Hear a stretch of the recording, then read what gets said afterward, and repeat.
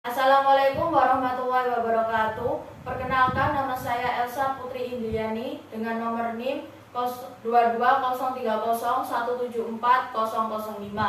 Saya akan menyampaikan narasi mengenai sejarah bahasa Indonesia serta prospek bahasa Indonesia di masa depan jika dihubungkan dengan disiplin ilmu. Jika kita berbicara mengenai sejarah bahasa Indonesia, pastinya yang akan kita ingat adalah peristiwa Sumpah Pemuda pada tanggal 28 Oktober 1928 yang menjadi titik kelahiran bahasa Indonesia. Sejarah bahasa Indonesia tidak jauh dari sejarah Indonesia. Sejarah Indonesia sendiri dilatar belakangi banyak peristiwa yang terjadi, mulai dari masa kolonial sampai masa kemerdekaan yang saat ini kita nikmati. Bahasa Indonesia menjadi bahasa persatuan yang menjadikan bangsa Indonesia menjadi bersatu untuk memperjuangkan kemerdekaan. Jika kita kilas balik, ternyata bahasa Indonesia berasal dari bahasa Melayu. Bahasa Melayu menjadi cikal bakal bahasa Indonesia yang memiliki fungsi dan kedudukan di masyarakat. Salah satu pelopor terbentuknya bahasa Indonesia adalah Muhammad Tabrani. Beliau memiliki pandangan pentingnya bahasa persatuan untuk mengutarakan kebudayaan Indonesia di masa depan. Salah satu bahasa yang memiliki modal menjadi bahasa persatuan adalah bahasa Melayu. Pada zamannya, bahasa Melayu dianggap bahasa yang terhormat di antara bahasa-bahasa di negara timur. Selama zaman penjajahan Jepang pada tahun 1942 sampai 1945, bahasa Indonesia dipakai sebagai bahasa pengantar di semua tingkat pendidikan.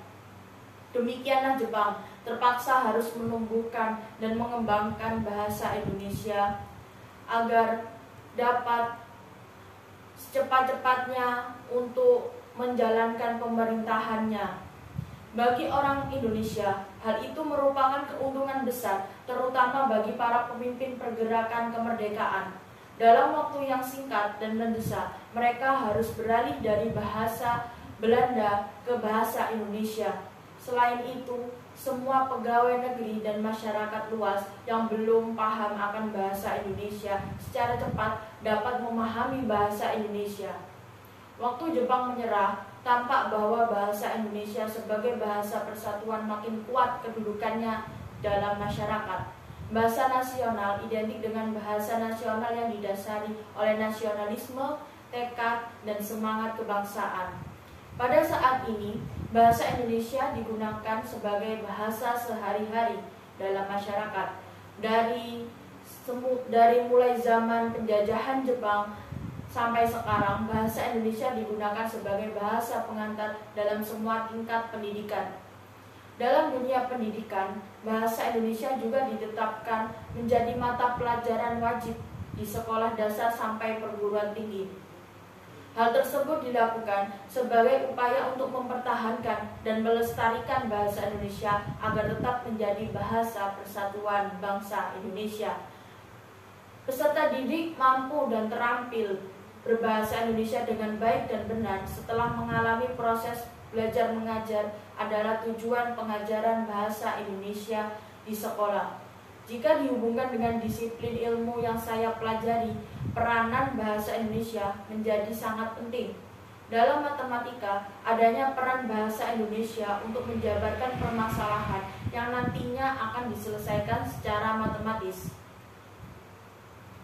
Jika penguasaan bahasa Indonesianya kurang baik, maka hal tersebut akan berimbas pada pemahaman permasalahan matematika yang akan diselesaikan. Pemerintah sudah melakukan upaya yang tepat untuk menjadikan bahasa Indonesia sebagai mata pelajaran wajib untuk semua tingkat pendidikan.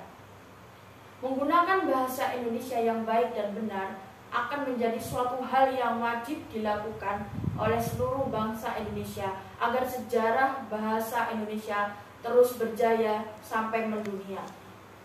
Sejarah bahasa Indonesia akan terus berjalan seiring dengan sejarah bangsa pemiliknya. Sekian dari saya. Wassalamualaikum warahmatullahi wabarakatuh.